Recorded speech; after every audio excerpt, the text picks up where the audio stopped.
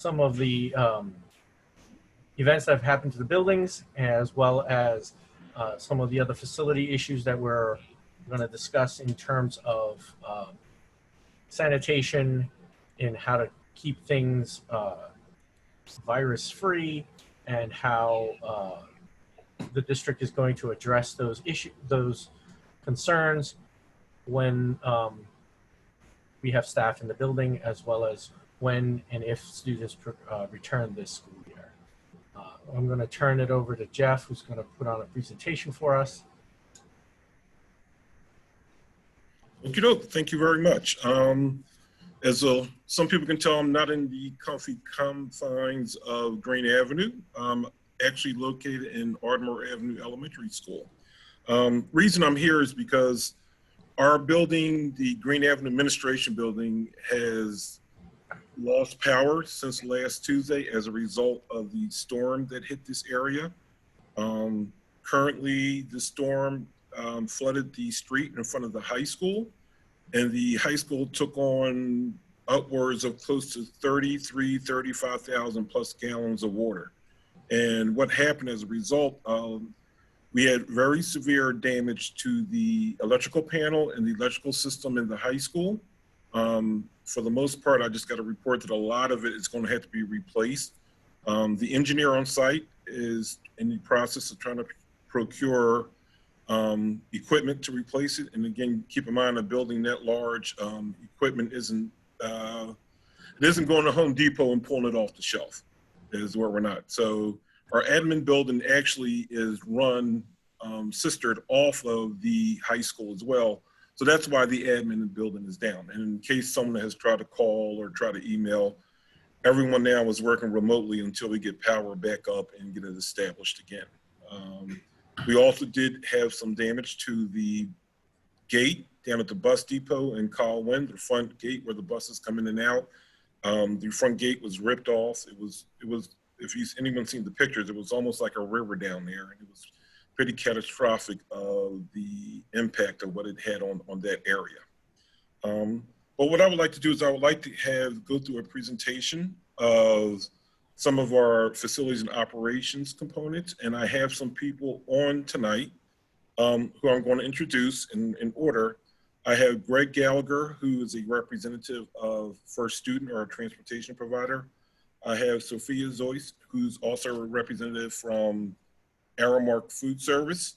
We have Peter Infante, who is our on-site manager for Aramark Facilities. And we also have our environmental control consultant. We have two gentlemen on. That would be Mike Bednar and Michael Mins. Hopefully I got everyone's name correct. And what I would like to do is I would like to start in the presentation, and we'll run through it, let each person have their own particular section. And we can stop in between if there's any questions for that individual. Okay, so I'm going to share my screen and bring that on for everyone to see. Okay, got it. Oh.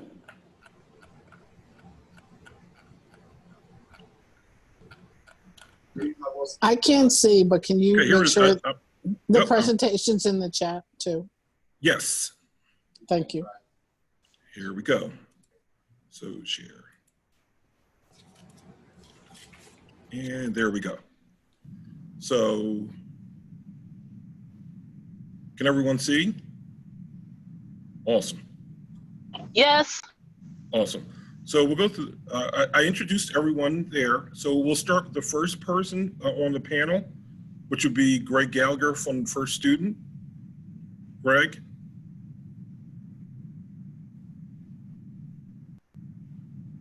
Let me see if I can find Greg.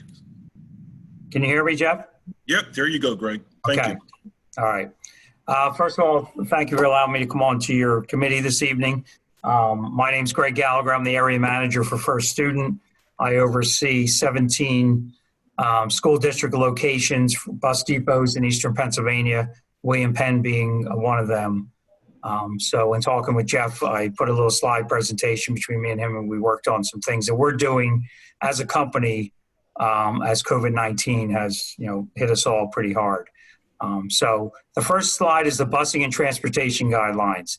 That is a outline of what most of my school districts are talking about, and also we're doing it here at William Penn also. So they're promoting social distancing at bus stops when we come up with our buses. Face masks, we're making them available for students that arrive without a face mask. It's either through First Student or the school districts are providing them for us. When children enter the buses, we're loading the buses by filling the seats from the back to the front to limit the amount of students that walk past each other student on the bus. We're limiting seating to 2 students per seat. This is most school districts are doing it this way, and we're leaving the seat behind the driver empty to keep our driver as safe as possible. Buses in regards to disinfectant, there's 2 ways we're going to do it. The first one is we're wiping down the buses with approved disinfectant between the tiered runs. And what I mean by between the tiered runs is if we're running a high school and then we go on to a middle school and an elementary, the driver would do a quick wipe down of the buses in between when they drop off high school before they go on to the middle, and then once again before they go on to the elementary. So if you go to the next slide, Jeff, the daily bus disinfectant, this is something we worked on as a company. We did a lot of research on the kind of disinfectant we wanted to use that was safe for everybody that was on the bus, obviously wouldn't deteriorate any of our seats on our buses, things like that. So we did a lot of testing the time that we were shut down. And we've come up with a Signet Neutral Disinfectant. It's a DSI, daily disinfectant. It's registered by the EPA. And we plan on having this application of this disinfectant applied by a third-party vendor coming onto our property. We are working with each individual school districts on how many times a day that's going to be done. We already know we're doing it, wiping down buses in between the tiers. So this would be a case where the bus, when it returned to the yard in the AM, would be the whole bus would be daily disinfected. And then when in the afternoon, after the afternoon runs, we would disinfect the bus again. So like I said, every district, we're talking with them on how we're going to do that. Different districts have different things on how often they want that done. But that we've identified a good product that is safe and is registered by the EPA. So we go on to the next. Drivers and monitors wearing face masks. We went back and forth on that as a company.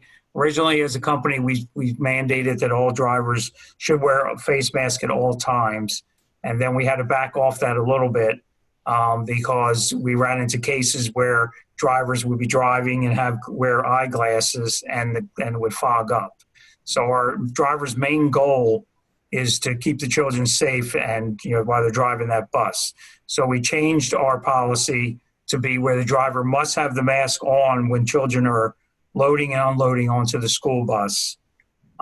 If they don't have, it's not mandatory for them to wear it when they're driving, but we recommend they do. But because of that fogging of the glasses, we can't make it a mandatory for them while driving a vehicle. But anytime children are loading and unloading, every stop that they come up to at the schools, loading the schools in the afternoon, the drivers, it's mandatory that they wear the masks. And talking with a lot of our drivers, they feel more comfortable, the ones that obviously don't wear the glasses, on wearing the mask at all times because they have a number of kids behind them, so they're better to protect themselves. So that's basically where we are with the face masks. So if you go on to the next. We also, as a company, one of the main things we wanted to do in the beginning was we had to reassure our drivers that their location that they came to report to work was safe for them to return. Because obviously we want all our drivers to return when we do come back to school so that we can take all the kids to school. So we, as a company, every location created a social distancing plan that we communicated to our drivers in this time that they've been down. And we made many changes to our facilities. And if some of these are listed here that, like, for instance, the check-in, we're going to check in outside of our buildings where it's possible. We're going to limit the number of people that are in the building. We're going to establish one-way entrance and exits for drivers. And, we're going to have the drivers, they swipe in when they come into the building, but we're going to move some of those, the computer system we use, we're going to move that to outside and it would be protected by the weather. So we're trying to limit that because we want the employees to feel safe when they return. And then if we go on to the checkout, it's a lot of the same things just in the afternoon that they would follow so they feel safe. We'll have 6-foot distancing signs on the floor. And it's been received very well by our drivers that they feel safe returning to work whenever that might be. So that's in place. We've done that as a company, and obviously William Penn School District facility is following those same guidelines.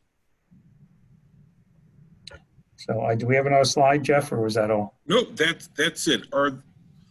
So are there any questions from anyone for Greg on transportation?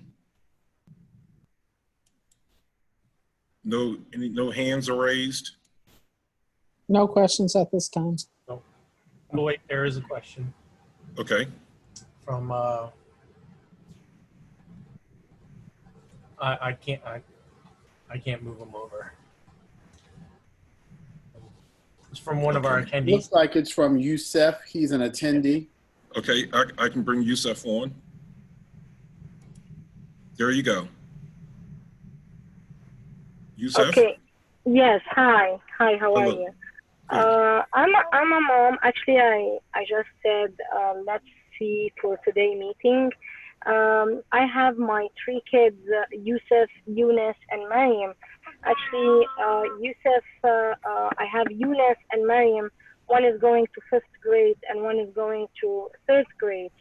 But I'm not sure, like for the virtual, like they say there will be no school, it will be only virtual. I have no information, no question on transportation. I don't know if you're bringing this up today or not, but I would like to ask about how we are going to go virtual. How we're going virtual, like are we going to have like the same school time, like from 8:30 in the morning till 3 afternoon, or how it works? Like I have no idea. So ma'am, this is Eric because I'm the superintendent. That information is going to be coming out very shortly to families, but we will be having I'll just say a specific instructional schedule in place that students will have to follow, and each school will be reaching out to individual families as well, making sure that they have the information, and there will be some form of orientation, if you will, for students before school begins on September the 14th. Okay, I got you. And also in the same time, I have my son, he just left Alden Elementary School from 6th grade. He's going to 7th grade. Technically, I have to register him to, he's going to one of the William Penn School Districts. So he's going to a 7th grade. But how I'm gonna register him if the school district is closed? So how I'm gonna do that? For entering 7th grade, and Ms. Stewart, please correct me if I'm wrong, you're not required to register your child at this time? That is correct, Dr. Beaver. So I don't need to register him? He will be registered automatically? Yes, Yes, ma'am. ma'am. Yep, and the middle school principal is going to reach out to you as well regarding when you can come in for your orientation session, or either your session to pick up your child's laptop, Chromebook, as well as other materials.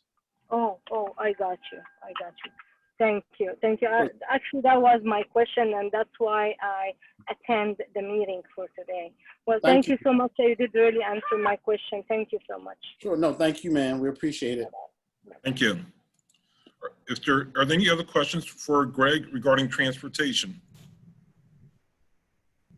Okay, hearing none, Greg, I thank you for your time. I will slide to the next part, and that will be Sophia. Sophia is our on-site operations manager for Aramark Food Service. Sophia, there you go. Hi, I'm Sophia. So since we decided to go virtual, we did have an opening school plan, but now we've come up with another plan, also tentative. It can be changed. We decided to do meals to go. As you know, we are 100% free. So all the students eat for free within the district, breakfast and lunch. So every Monday, Wednesday, and Friday, we will be serving breakfast and lunch out of the school that your child would be going to. And on Monday, they'll get breakfast and lunch for Monday and Tuesday. On Wednesday. Sophia, can I jump in? So it may not be the school that they're registered to. It may be by location. Okay, yeah. It's probably what we're going to do. Okay, yeah. Thank you. We just want it to be the closest school as possible. So Correct. Wednesday would be for Wednesday, Thursday, and Friday would just be for Friday. We do have a production manager that follows all the nutrition guidelines for the menus. We do have some menus. We made menus to open school, so we have to play around with them a little bit, but we've done a pretty good job over summer feeding, keeping variety and staying within the nutritional guidelines. Our staff will be serving from the front of the school. Everybody will be wearing a mask. We have also bought them face shields, and they will be optional. And it says staff security will assist in social distancing. Our staff has been doing a great job over the summer. We have been feeding the district. They put food on the table from the back end, and students pick them up from the front end. So there is a reasonable space between the staff member and the student or the person picking the food up. And that's for now. That's what we have. I'm not sure if we're going to do a roster. If we were opening school, we were planning on doing a contactless point of sale system. But for right now, if we do assign a school to the students the school that they live the closest to, there will be a roster, and we'll just check off their names. Does anybody have any questions? So a lot of that regarding what Sophia brought up with the roster has to be determined by PDE and the USDA. They were very, I'll call, relaxed the standards for the feedings last spring and the summer. We have not received anything further that that they will continue to be not as strict. So we will, once we have more information on that, we'll have a better idea of how we'll handle the grab and goes, whether it'll be a roster or just be a grab and we report. And we'll do our best to send out a menu as well once we get feedback from the state. So Jeff, I have a question. Yes.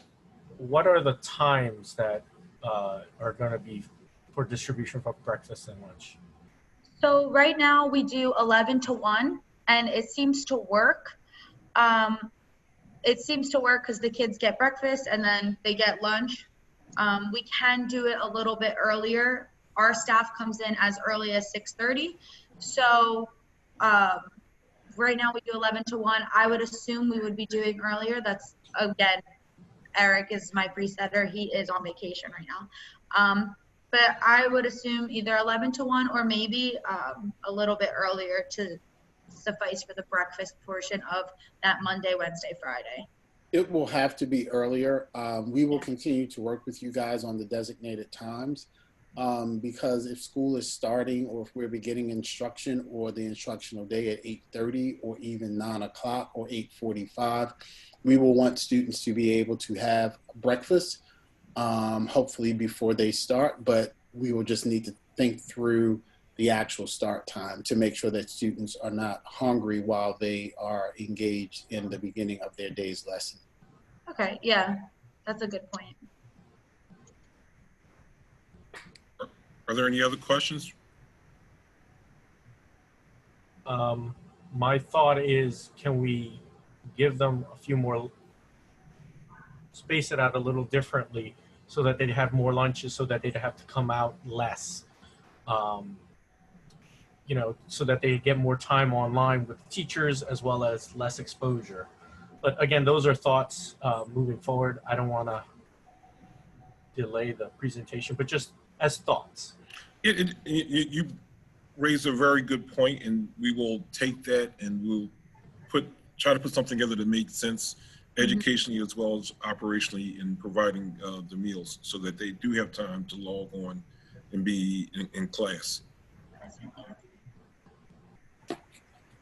Okay, if there are no other questions, I will slide to the next section.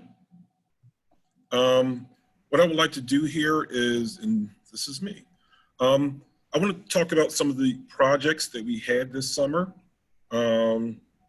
So one of the bigger projects that we had were the doors at Park Lane in Alden. That project is almost coming to an end. What we did was for those of you who know, remember, Park Lane Alden was an open area school, and we were able to put doors in for safety reasons, and we also were able to put doors in the corridors that also have an automatic lockdown. So in the case of an emergency, there are fobs that are carried by key personnel in the buildings, and it's also a activation button in the main lobby. So if anything happens, they can actually hit these fobs, the doors will lock, and the corridors will lock down as well. At Bell Avenue, we are replacing some of the doors, and here you go, I have a picture of it. Bell Avenue was an older building. The doors open in an awkward way, so we're currently replacing all 18 doors on the first and second floor, as well as replacing the doors in the gymnasium entrance as well. Okay, and here's Alden. So at Alden, what we're doing is and this is what the doors look like at Alden and Park Lane. They should be going through painting this week, and the upper area right here will be where the ventilation system will bring air in and out for each classroom. Okay, the chairlift also in Green Avenue, which is has been established. It is working, it's operational, passed all the code, and that's on the right-hand side of the stage in the main auditorium of the high school. Okay, one thing we also did this summer was we were able to put a dedicated electrical panel in Evans. There was a lot of discussion regarding the airflow and the heat on the second floor Evans. Once we did the project, I believe in 2015-16, we put new windows in, which kind of, it made it nice and tight in there is what it did. But so the windows, so now we have the panels in, and we put 8 new units in, which puts air conditioning on the second floor of Evans. And I believe there are 2 more units of the 8 are being installed on the first floor of Evans. So Evans has, and there were already rooms on Evans in the first floor that had air. So we think we've addressed a lot of the questions and concerns regarding air at Evans Elementary School. Another project we have is our LED project. We worked with Pico and another provider we received a lot of LED light bulbs. And in the long story, this is going to help us save money. We're switching a lot of places where we did have fluorescent bulbs into LED bulbs. We had LED in certain places, but this will put a full press on what we had out there. What we're finding now, we have to change a couple of the ballasts, and this is a big program, but once it's done, we should see savings in the long run over the next couple of years with electricity and lighting. As I stated before, we have isolation rooms as a result of our COVID planning. Most buildings, we were able to utilize rooms that were pre-existing and have them dedicated isolation rooms. Alden and Evans, we had to do a little bit slight construction to put those in place and to provide the location where they'll be. And we have a video later on where you'll be able to see one of the rooms in Alden where we're converting that into an isolation room. Another project that we have going on this summer is our water dispensers. One of the big things in helping prevent and keep everyone safe was we had to restrict and cap off the water fountains in a lot of the schools. And what we did was we tried to put in, and you'll see this later on, we put in water dispensers. So we couldn't do one for one. So a lot of the water fountains, we just capped them off. And in certain locations, we try to put at least one dispenser on every floor of every building. As you can imagine, with all the water fountains, it is a large task. So we're still working through that, but I think we're on our way, and you should see that later on in our presentation as well. Before I jump to the next section, are there any questions on anything that I went over? Okay, all right. So also what we did, we had some projects that we were able to do for food service. What we did in Green Avenue and Walnut Street and Bell Avenue, we were able to go in and remove the walk-in freezer and replace them. They would be better placed. Keep in mind, a lot of our equipment was old, and one thing we were able to do over the last couple of years is, because we're on CEP, it provides us the opportunity to, I'd say, have a better food service return. So we're taking the returns off of the food service operations, and we're able to update and provide upgrades to our cafeteria. As a lot of people know, last year in our high school, we did a major overhaul of the high school and the walk-ins in some of these places. This is a continuation of that program. A lot of focus was put on the high schools. That's one of our places of highest return because of the population of the students. One of the last items you'll see in this screen or this tab is the 30 refrigerated units. So what we were able to do, and Eric and Sophia, and this is something that we're going to have in place and when we come back for a hybrid program, but we can also utilize this when we're operating full tilt. These 30 refrigerated units are mobile, and we're going to be able to have them and move them around to keep food cold and keep it fresh in the event that we have a hybrid setup where the kids have a grab and go at the end of the day. We can use these refrigerator units to help to work as a staging area that we're going to use for children as they walk out the door. But we'll be able to use it long-term as well. Trust us, in a district like this, you're always going to need storage and things of that nature. Okay. Are there any questions regarding the food service summer projects? Okay. All right, so the next section is going to be our facility cleaning, and I have Pete on the line as well as Willie, who is a regional manager with Aramark. And at some point I may jump in, but I'm going to turn it over to Pete so he can lead this conversation. Good evening, everyone. So Aramark is going to increase the custodians, the number of custodians, just to, just take care of all the high areas, high touch areas, touch plates, push plates. There's going to be an increase of custodial supervision to make sure that everything's getting cleaned accordingly. We increase the automated cleaning machines, which we just ordered. We have 2 Kyvacs, and you'll see that there's a slide. We ordered another 5, and they just came in yesterday. Actually, tomorrow. I'm sorry. Hand sanitizer dispensers. We just received around 3 o'clock 60 handstands. We have 40 regular hand sanitizers that we can affix to the wall, and 60 stands. And we also ordered the equivalent hand dispensers as well. So yes. They're automated as well. Automated, yes. The signs. I'm sorry. I'm sorry.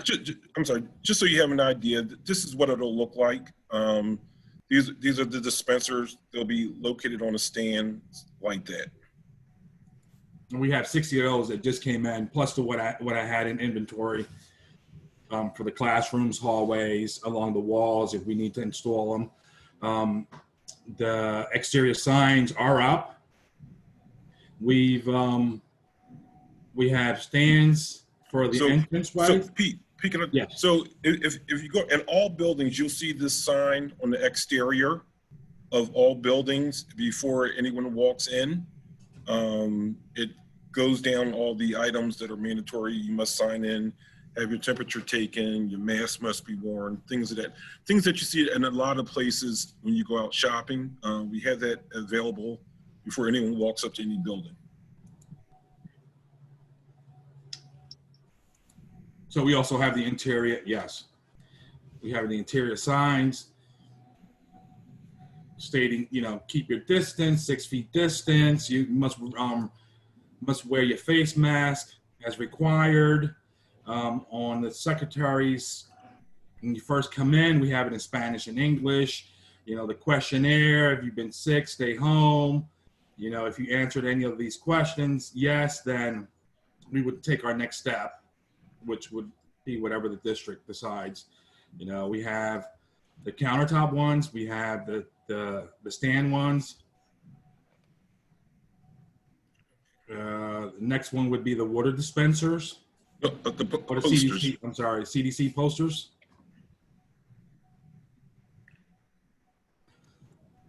So, these, so go ahead, Joe, I'm sorry.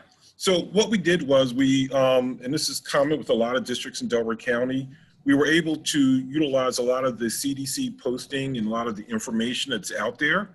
And we have these all posted up. We have these laminated and they're being distributed to each building to be hung up. Some of the posters, depending on the content, will be focused for some of the elementary buildings. Some of the other ones will be focused for the secondary buildings. And we also have information in there that's geared for adults, that talks in adults and kids. There's a poster that talks about how to wear a face mask, how to take it off and on. There's one that says if you're feeling sick. So not only will these posters be posted for the students, but they'll also be posted in the teacher's lounge and in the main offices so that everyone is aware. Not that people don't know, but we want to make sure that we take our responsibility to make sure we provide this for all of our employees. One of the key things that we have, if you look at the bottom left-hand block, those are going to be floor signs that we're going to put on all the floors in the buildings, which will help with keeping social distancing and reminding people to stay 6 feet as much as possible. Okay, go ahead, Pete, I'm sorry. And Pete, you can go with the next water. one would be the water dispensers. So me and my team have went around, and like Jeff has mentioned earlier, we capped off on each floor. We had to retrofit the water fountains with the bottle fillers because a lot of them didn't have bottle fillers. So on each floor, you're going to notice when you go through your, when you walk through the schools, each floor has a water bottle filler, and the water fountain is going to be capped off for safety reasons.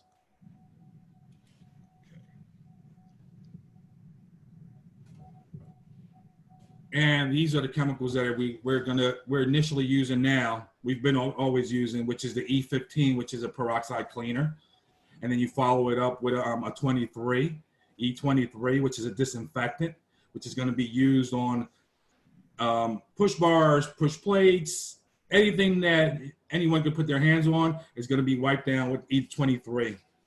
The E14, we usually use that when there's like a stain that doesn't want to come out. But at this time, we're going to be focusing on E15 and E23. E12, the glass cleaner, the Symmetry green hand soap. We always use that. The Symmetry alcohol hand sanitizer. It's a new item, of course, but it's going to be in each school. There should be a stand, like 4 stands in each school, and they will have that. The Virex, we'll use that as needed. I recommend, and the CDC recommends, the E15 and the E23. Sandy cloth, we have over 400 containers for when the teachers or someone that requests, sandy cloths to wipe down their desk, their computers. Oxivir, we also have about 300 of those wipes if needed, and they're in the warehouse. And Lysol, that's the last result. We're going to focus on E15 and E23 if for some reason, which I doubt it, because I've ordered so many so much of the E15, E23, we would use the Lysol. So the one thing I wanted to raise here is that a lot of these solutions are not used for everyday usage. Some are used for extreme measures. And what we know is that, and from the reporting, is that to kill most viruses, not just COVID, but most of these viruses in this, I call it this family, the hydrogen peroxide cleaners are very efficient and they are approved and recommended. So that will be our primary focus. This hand sanitizer that we stated, we have the dispensers. They're made by Purell. I know there's been a lot of discussion out there of hand sanitizers that I guess FDA has questioned out. Purell is one of the ones that are okay. And we will always check that list to make sure that none of our products are on the list that we probably have to have what they call a withdrawal or take them back is what we're going to do. So again, most of these items here, some of the stuff we'll use, hopefully we never have to use some of the other stuff because they're come for extreme measures. Oops. All right, Pete.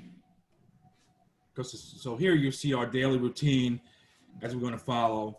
You know, the first thing, every 2 hours, the bathroom is going to get checked.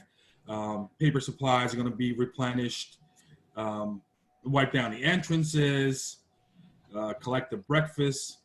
We don't know the time yet if you're going to have different times on the breakfast, but we would work around that. The nurse's office would be sanitized at least twice a day, and sometimes even more depending on if there's a case or not. High touch areas, that includes, again, doorknobs, push plates, vents. Okay. So then collect trash again. Right. Then the head custodian will go around and check the perimeters, make sure there's nothing thrown out, like gloves or any PPEs that may be found on the floor. He would disinfect the bathrooms, as stated before, every 2 hours. And then he would, after that, he would meet with the PM shift. Right. And what we wanted to show here was we wanted to show that there is a lot of activities that the head custodian will have during the daytime, and it will be a cycle. Every building is different, so the needs will be different by building, but we wanted to show that there will be a cycle that they're going to go through and follow, and that cycle will follow through with the PM.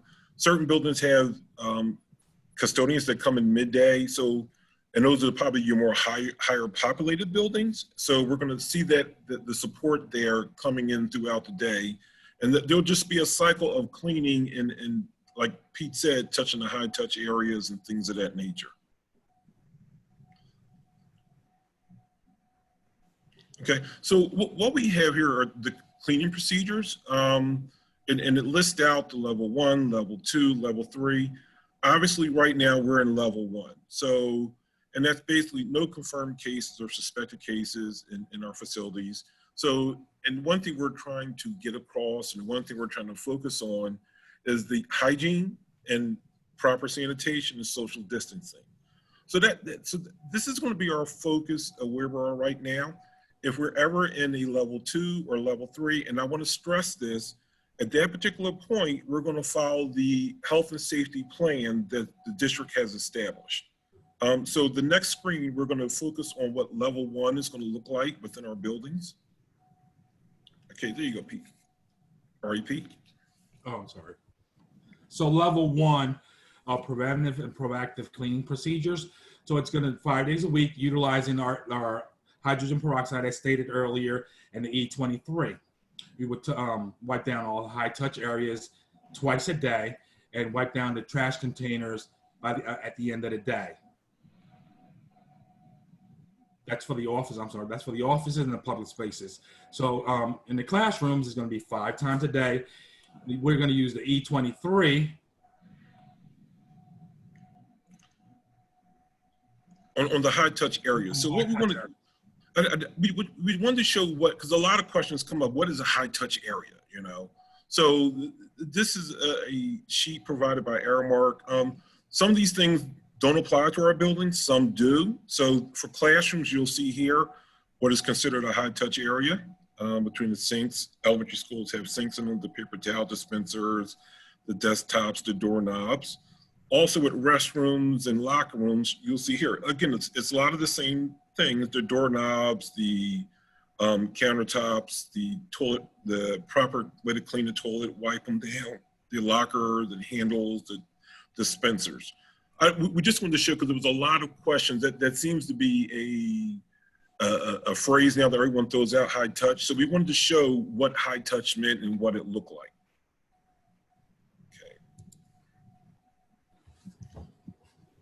In our daily, CDC recommends that our restrooms will be cleaned using solution E23. And we also, like I said earlier, Kyvacs. So at the end of the day, at the end of the night, I don't know if you have a picture of the Kyvac. I do. Yeah, it's coming up. Okay. At the end of the night, the custodians would it's like a power washer. You just spray the entire bathroom, let it sit for 15 minutes, let it do the kill time, and then he would wipe everything down and lock up the bathroom as, you know, as instructed. So classrooms, we would remove all the soil, use the E15 on all high touch areas. Of course, following the labels as directed, we're going to use color-coded microfiber cloths and disposable wipes so we can prevent cross-contamination. Keep shared supplies and tools to a minimum to disinfect between use. Place sanitizer dispensers throughout the facility for occupants use. So we ordered, Jeff and I ordered maybe about 400 or 500 containers of Sandy wipes, and you'll see them as you go through the schools, and especially like the copier rooms. You can wipe down a copier every time a teacher or an occupant uses it. Then finally, the floors will definitely be cleaned with the E23 disinfectant. So one thing I wanted to focus on here that I think a lot of people miss is the dwell time, or the kill time, so to speak. And this is useful for everyone at their home use as well. A lot of these products, the way they work, a lot of people tend to spray and then wipe right away. Sometimes, and that is effective, but with certain viruses and certain chemicals, what they're recommending is to spray and let it sit, and then the time that it sits will actually kill the virus, then you wipe it down. I think so. It's a clean, then the sanitize of the kill time is what you're looking for. Right. Okay. So this is the procedure of cleaning the restrooms and the locker rooms. We would disinfect the bowls, cleaners, as we usually do. You know, this is something that all the custodians have been trained in. You know, dwell time instructions, where they're aware that 10 minutes is the dwell time. Of course, they'll use E15 and all the touch areas, high touch areas, sinks, showers, you know, following the labels and these instructions on the labels. Door handles, as I stated before, switches, soap and towel dispensers, toilet handles, faucets, and locker handles. And Kyvac, yes. So this is the Kyvac. This is like a power washer. So the chemical goes inside the tank, and we have a handle and a brush. So we would spray everything down. We would scrub everything, and it also has a vacuum. So once we're done, we can suck up all the water instead of using a mop and a bucket to contaminate stuff. You know, this does it all. So the one thing I wanted to focus on with the Kyvac is that it's touchless, and that the speed of it should help us to hit more areas along while we're cleaning. And you're able to get underneath the toilets, you're able to get underneath areas that you normally probably couldn't get before. So as Peter stated, what we did was we increased the number of Kyvacs that we have. Airmark donated a couple to us. I want to thank them for that as well. So we have them, we should have one for each building going forward. And that should help with the speed time of cleaning the bathrooms and locker rooms. Okay, so at this point, what I would like to do is I would like to show a video of what it looks like for us cleaning. I'm going to share this video. It's roughly about a 6-7 minute video. Once I get it set up, I'll let it roll and everyone can hear. So I just want to make sure.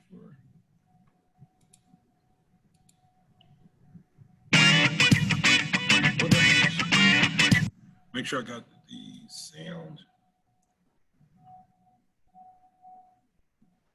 Got it. Here we go. I want to make sure everyone can hear it. Okay, here we go. All right, we're ready to go. Sorry about that.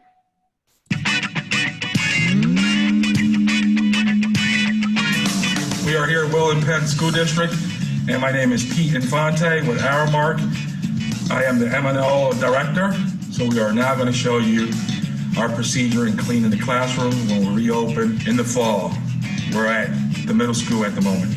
And I have Anthony Cefalo, our custodial manager. He's going to show us the procedure on cleaning the classrooms at Penwood Middle School. Hi, I'm Anthony Cefalo with Aramark. I'm the custodial manager here at the William Penn School District. So we just want to give you an overview of the classroom cleaning procedures. Firstly, we'll come into the room, open all the windows and doors. We will wipe the high-touch areas with our disinfectant. We will remove, clean, and disinfect the trash can. We will spray all surfaces, which include the senior desk, with our disinfectant. This chemical will be allowed to sit on the desk on the surfaces for 10 minutes in order to achieve proper dwell time. We will vacuum, clean, and disinfect all floors with our number 23 disinfectant. Upon leaving the room, we will inspect the space, make sure nothing was missed, and then get ready to do the next room. So after Jimmy removes his gloves, he will sanitize his hands or wash them, and then put a new set of gloves on to do the next cleaning assignment.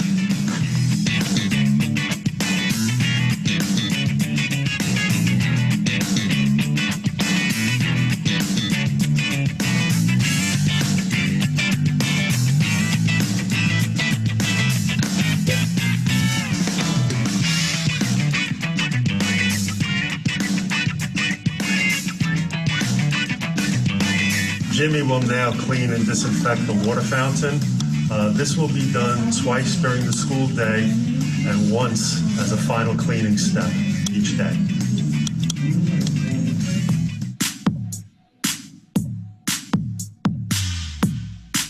We are now at Bell Elementary School, and as part of our restroom cleaning procedures, we're going to demonstrate how we use this Kaivac machine.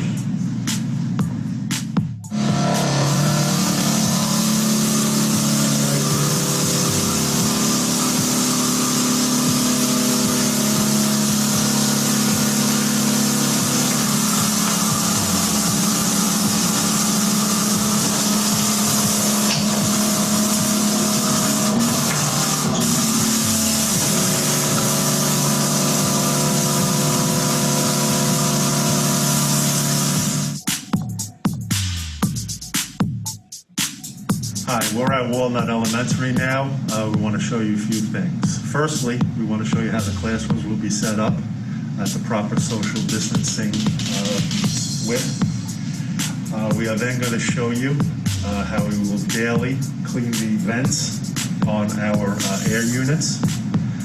We will also show you that the children will have access to frequent hand washing. We're going to show you our soap dispenser.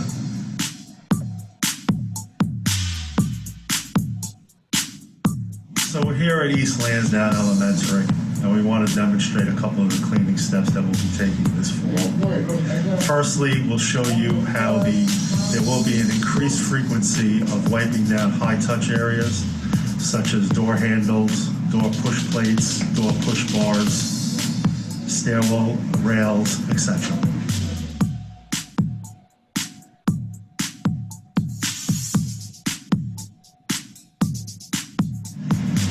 Sani wipes will be available for the teachers to use on the copy machines between use. We're here at Alden Elementary to once again demonstrate our focus on high-touch areas. Here we have our custodian cleaning down door handles, push bars, push plates.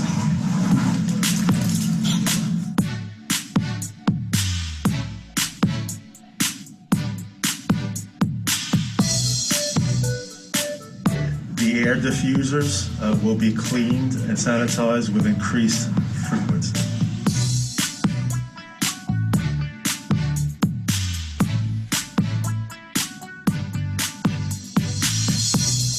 So each school will have an isolation room where any pre-screened students or teachers or really anyone entering the building, if they do not pass the screening tests, will be placed into the isolation room. In this particular case, here at Alden, a room is being constructed for this purpose. At some of the other schools, an office space or a classroom is being repurposed to serve as the isolation room. These rooms will also be used if a child becomes sick during the day or any faculty member or anyone in the building becomes sick during the day. They will be placed in the isolation room. And again, there will be this type of space at each school. In case that there's been a confirmed case of COVID, we would use the fogger to disinfect the classrooms.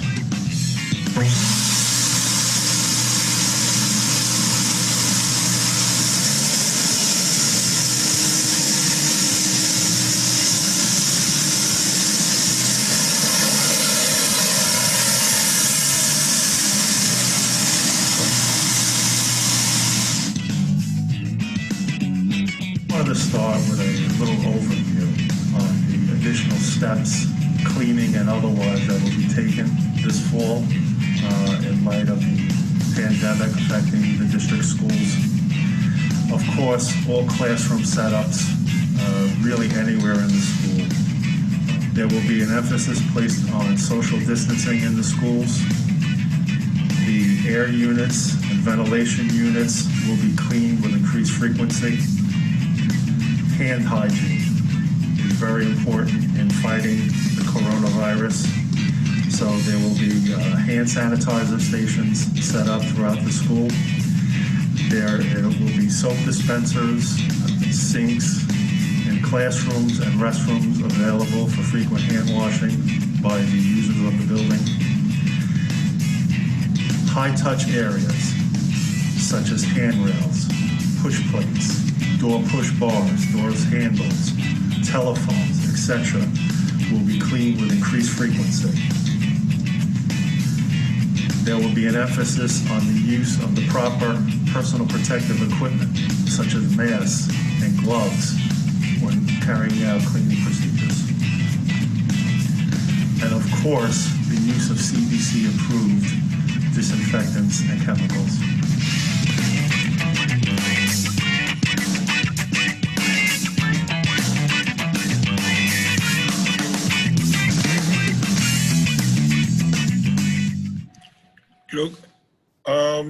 So some of the things in the video I wanted to touch base on. One, we saw the use of a fogger. A fogger isn't something we would use every day. I mean, I think some of the, and what I stated earlier was, some of the equipment and some of the chemicals are to be used for certain things and certain applications. Every tool that you saw doesn't require it to be used all the time, is what I'm trying to get across. So I think the other thing that's going to be key for us, for even staff, students, everyone, is going to be hand washing. And I think that's one thing, and I stressed with Pete, that we wanted to make sure that we had the hand soap dispensers available. I know a lot of people like hand sanitizers, it makes them feel comfortable, but I think the key to it, and I think the key to stopping the spread, is to wash your hands. As one person told me, you can sanitize your hand, but if you don't clean your hands, you're basically sanitizing dirt, or you're sanitizing an unclean hand. So the one thing we're going to stress, and we're going to make sure, is that the soap is available, that we have frequent hand washing, and that that's carried forward. I just wanted to throw my personal belief in there on that one. So at this point, what I would like to do is, if there's any questions on, I know we threw a lot out at you, If there's any questions, I would like to take those now and see if we can answer any questions that are out there. Before we begin the questions, I do want to, if you could take the share screen off, that'll be fine since we're finished that part. I would just like to remind everyone that this presentation takes into account if we are at some point going back to the hybrid model. So I don't want those who may be watching to think that we are saying students are returning on September the 14th. The board very clearly indicated that we're going to online instruction. So some of the procedures that you see here will still be followed regardless of if we're in online, regardless of the mode. But when we go to the hybrid model, we're thinking that maybe sometime in late fall or maybe beginning part of next year. We don't know at this point, but what you saw in the video will be applied during that time period. I just wanted to make sure that was clear because I know we showed classrooms and the social distancing of desks, et cetera. So just wanted to make sure that that wasn't confusing to anyone. And I'll turn it back over. Service that we've talked about a little bit already. You know, do we want it distributed? To that point, if I may, what is, and it doesn't have to be tonight, but can we lay out our cleaning procedures for when just the teachers are being in the building? Right, what, you know, how, with what frequency, et cetera, if that could be laid out at some point also. It would still follow the same, the 2-hour rotation is what we're going to follow. Okay. Currently, right now, for example, in the admin building, same thing. We have them come through and wipe down the things a couple times during the day, wipe down the bathrooms, spray with the proper disinfectant. It would be the same practice. Again, once the students are there, we'll probably bring more people in during different times. And I think one of the key points is going to be is that because when they come back from the hybrid, we won't have a lot of after school programs, so the buildings will be empty. Once the building's empty, it allows the custodians and the cleaners more freedom to get in and get the stuff done and get out. Right. And do our toilet seats need covers? I've been made aware of some aerosol problems when you flush the toilet. But you can look into that later. We'll look into that one. All right. Thank you. Are there any other questions? So I have a question, but I don't know if this is directed towards you, Jeff, really. Is if, because we're in this pandemic, you know, are we allowing outside entities to use our facility? Right now, currently, we are not. We're not right now. We're going to stick only with in-house on the as-need basis. Again, I don't want to speak for Dr. Beaco's week, but I think we're going to monitor the trends and see where that goes, and we'll go from there. Okay, just wanted to know.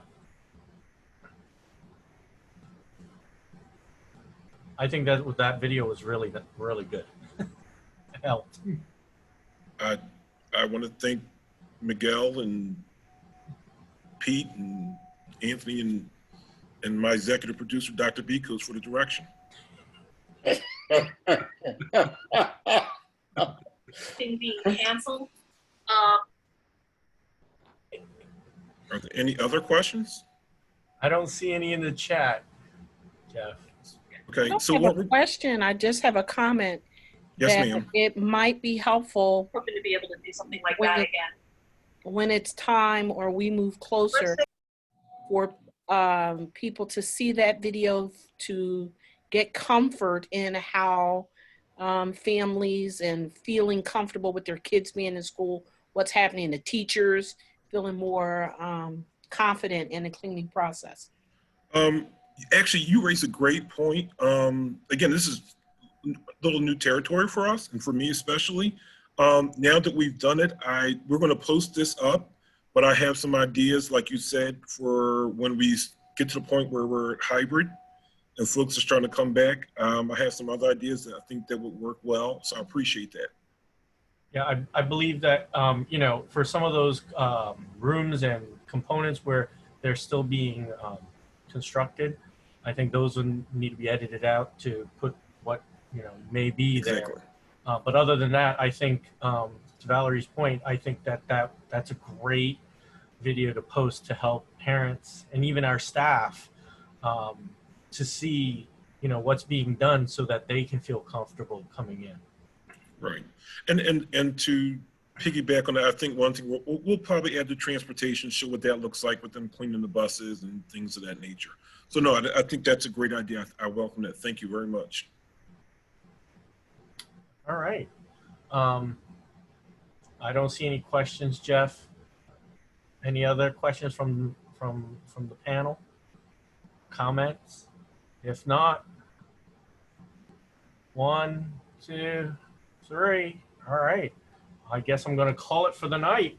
I want to thank all of our guests tonight for joining us and sharing their information. And I want to thank those of you who have participated tonight and listening to this great information. Thank you all and have a great evening. Be safe. Thank you. Thank you, everyone. Take care. Everyone. Thank you.